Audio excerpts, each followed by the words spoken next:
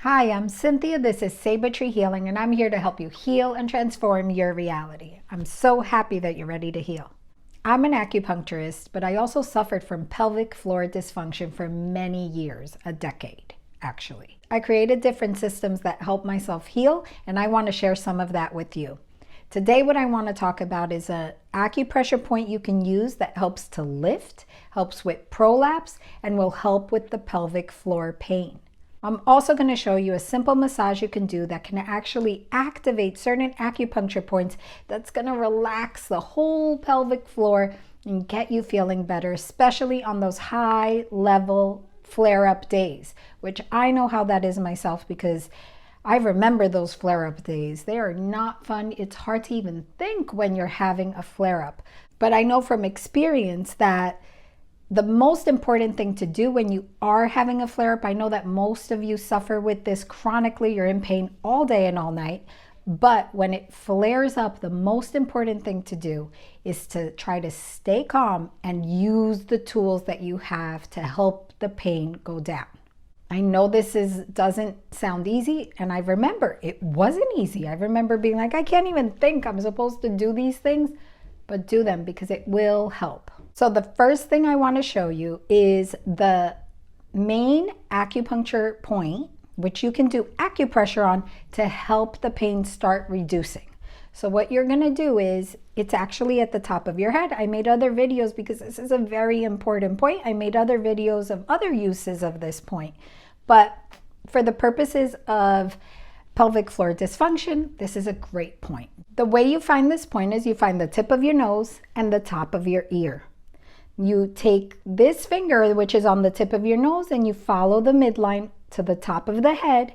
And this finger, which is at the top of the ear, goes straight up too. And where those two fingers meet, that's where the point is. And you're gonna press on it. Like if you're pressing on a jammed elevator button, you're gonna press on. You find an area of about 2/4 size big, and you press all around there. You do that for about 5 minutes, or when I was having flare-up days, I just kept pressing on it, right? So as much as you can, you activate that point. Remember, this is going to start relaxing the pelvic floor, and it's gonna help with prolapse, which many times is one of the reasons that we have this pain. The next thing that I'm gonna show you is actually, this is like incredible to do. I want you to try doing the next thing I'm going to show you along with the proper breath. I made another video of how you should be breathing. I don't want to go into that in this video because that isn't what this one is about, but definitely go into my videos and check out how to properly breathe for pelvic floor and combine that with these tools I'm teaching today in order to decrease the pain. So what you're going to do is that as you're doing the proper breathing, I'll link that video in the description below. But as you're doing the proper breathing, you're going to, whether you're in bed, lying down, or standing up, whatever position helps you with the pain the most, just use that position. So what you're going to do is first find your pubic bone, and that's at the lower end of the abdomen, right? And then with hands in this position, so fingertips aligned like such, you're going to find the pubic bone, lay your hands on it, and then you're going to slide up to about the belly button. Slide up. When you get to the top, you lift, and again from the pubic bone up, slide up. And what I find helps the most is you kind of pull a little bit. You're kind of pulling because so many muscles attach to the pubic bone that go to the pelvic floor. So when you pull a little bit, you stretch those muscles out. It's so helpful.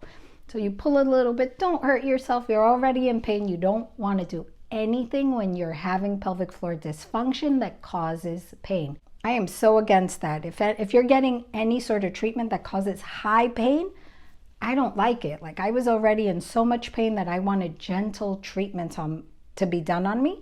And they're the ones that actually work the most. So remember, from the pubic bone, your hands are in this position. You put your fingertips on the pubic bone, and then you slide up, kind of pulling that area a bit. Pull up to the belly button, release, and then back down to the pubic bone and pull up. The only trick here is that you really don't want to do this when you have your menstrual cycle, because you don't want to do anything that's going to push things to flow up instead of out. So if you have your menstrual cycle, just don't do this part, but you can do the next part.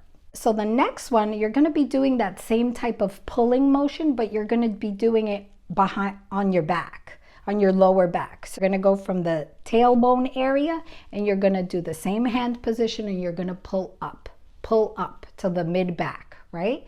So remember, you just pull up, get to the mid backs, let go, release, up again. So you're always going to be pulling up, then releasing. You're never going to go down, but pull up.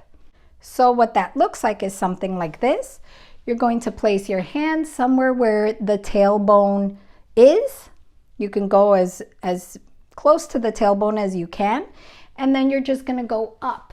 Same hand position. Release when you get to the top and go up, up.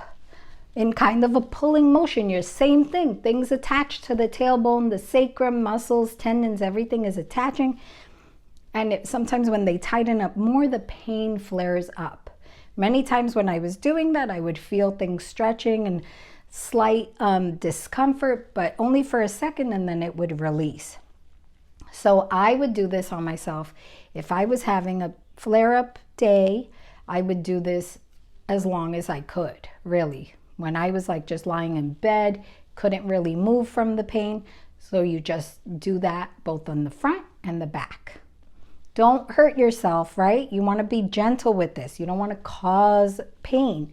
You want to be breathing in and out, making sure you're breathing to expand the pelvic floor like in that other video I did. And you're going to want to just make sure you're trying to relax as you're doing this. You could also mix that up with meditating during it. You could do a meditation as you're doing these tools on yourself. So remember, the top of the head, front, pull up, back, pull up. You can't really do this wrong as long as you're not too rough on yourself, be a bit gentle, and also do it often. So if you're having a high flare-up moment, do it as much as you can. Do it the next day and the next day. I turn this into my part of my self-care routine. This is one of the tools that helped me heal. I no longer have pelvic floor pain, and this is one of the things I did constantly on myself. Many times at night, me and my husband just lay there, we watch a movie or something together, and I would use that time to just do this technique on myself, because when you're doing these massages on yourself, you're actually activating major acupuncture points that help with the pelvic floor. So I hope this helps you in one of those tricky flare-up days. Don't give up, keep at it, and you will feel relief. And remember, decide, commit, and stay active towards your healing and transformation.